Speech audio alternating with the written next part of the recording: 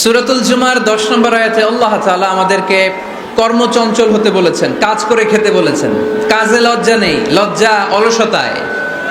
কাজে লজ্জা আছে? লজ্জা কিসে? অলসতায়, অকর্মণ্যতায়। লেজিনেস খুব খারাপ, কিন্তু অ্যাক্টিভ হওয়া, এনার্জেটিক হওয়া, এটা নবীদের সুন্নাত, ঠিক কিনা? তো এই আয়াতের মাধ্যমে আল্লাহ তাআলা গোটা বিশ্বের মানুষদেরকে কাজের প্রতি উৎসাহিত করেছেন। আল্লাহ বলেছেন, ফাইদা কুদিয়াতিস সালাতু ফান্তাশিরু ফিল আরদ আবতাগু মিন ফাদলিল্লাহ। যখন সালাত শেষ হয়ে যায় তখন তোমরা জমিনে ছড়িয়ে পড়ো, প্রত্যেকের ওয়ার্ক প্লেসে চলে যাও, কাজ করো। আবতাগু মিন ফাদলিল্লাহ, আর আল্লাহর দেয়া ফদল তালাশ করো, রিজিক তালাশ করো। মসজিদের ভিতরে রিজিক আছে? কথা কয় না। মসজিদে গেলে কি টাকা পাওয়া যায়? খাওয়া পাওয়া যায় না। খাবার উৎপন্ন করতে হয় মসজিদের বাইরে, এ জমিনে।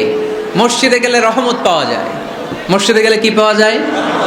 এজন্য মসজিদে ঢোকার সময় আমরা কোন পা দিয়ে ঢুকি আর কি পড়ি? আল্লাহুম্মা ইফতাহলি আবওয়াবা রাহমাতিক, আল্লাহুম্মা ইফতাহলি আবওয়াবা রাহমাতিক। আমরা বলি, হে আল্লাহ, আপনি আপনার রহমতের দরজা আমাদের জন্য খুলে দেন। সুবহানাল্লাহ পড়েন।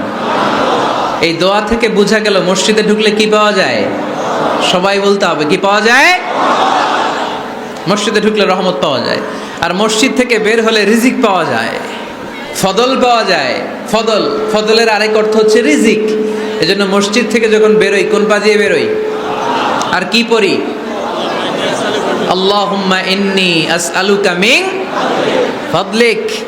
হে আল্লাহ, আপনার কাছে আমি আপনার ফদল চাই, রিজিক চাই। এই ফদলের কথাই আল্লাহ কোরআনে বললেন, ফাইযা কুদিয়াতিস সালাতু ফান্তাশিরু ফিল আরদি ওয়াবতাগু মিন ফাদলিল্লাহ ওয়াযকুরুল্লাহা কাসীরান লাআল্লাকুম তুফলিহুন। সুবহানাল্লাহ পড়েন।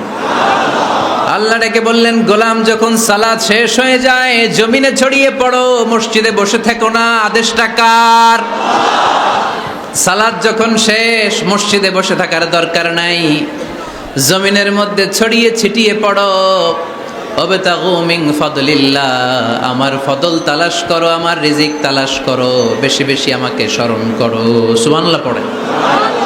তার মানে ইসলামের বিধান হচ্ছে, যখন সালাতের সময় হবে আপনি মসজিদে যাবেন, আবার সালাত শেষ আপনি আপনার কাজে চলে যাবেন। when you are done with your salah, spread out to your workplace.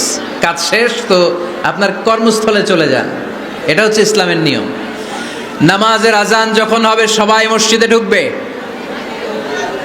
সালাম ফিরিয়ে নামাজ শেষ সবাই মসজিদ থেকে বের হয়ে যাবে। শিক্ষক চলে যাবে স্কুলে,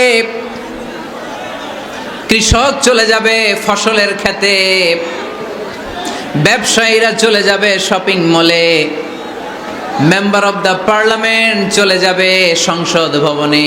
যে যার কাজের মধ্যে সে তাড়াতাড়ি ইনভলভ হয়ে যাবে। সালাত শেষ, কাজে ঝাঁপিয়ে পড়ো। আদেশটা কার? তাহলে ইসলামে ইবাদতের অ্যাটিটিউডটা বুঝতে পারছেন? কাজের সময় কাজ, নামাজের সময় আওয়াজ করে বলেন, কাজের সময়, নামাজের সময়। সুন্দর হয়েছে না বিষয়টা?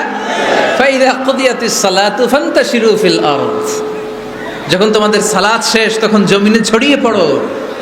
জমিনটাকে আল্লাহ আমাদের জন্য উর্বর বানিয়েছেন। জমিনে বীজ রোপণ করে দিলেই এখানে ফসলের ব্যবস্থা করে দেয় কে?